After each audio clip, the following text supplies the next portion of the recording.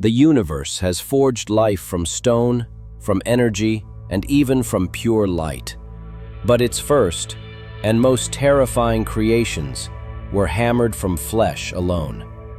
These are 10 of them. Planet Ymir, a gas giant where violent storms of ammonia and methane rage for millennia.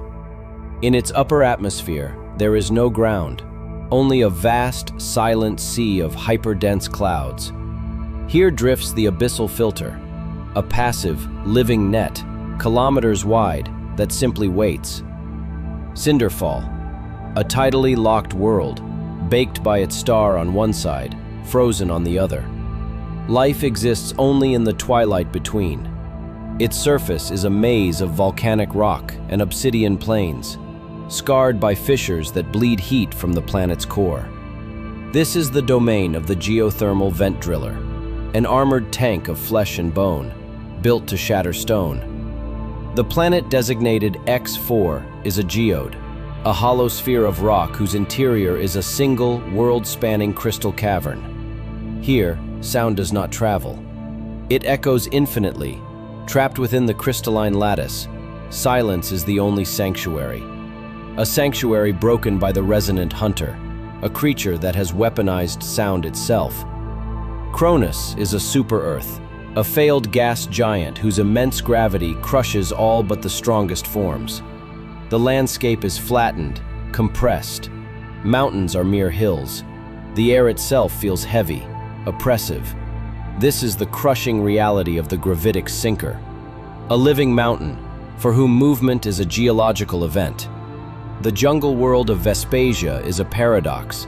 Its flora is simple, but its fauna evolved into a complex, brutal arms race.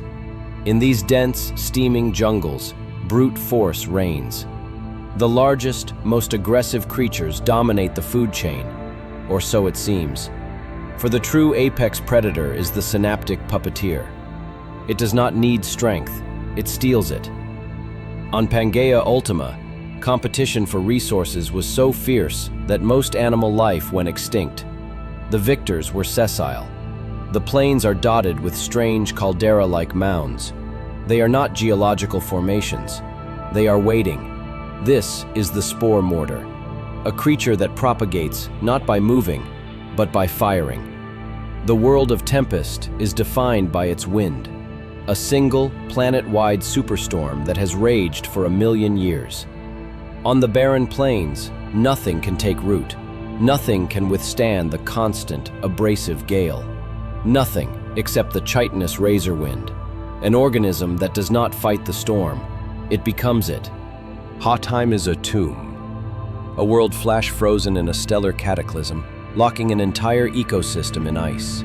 Beneath the surface of its vast glaciers, ancient life lies perfectly preserved, a bounty for anything that can reach it.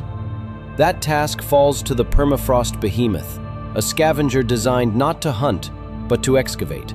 Styx is a world shrouded in darkness. Its thick, methane-rich atmosphere blocks almost all light from its distant star.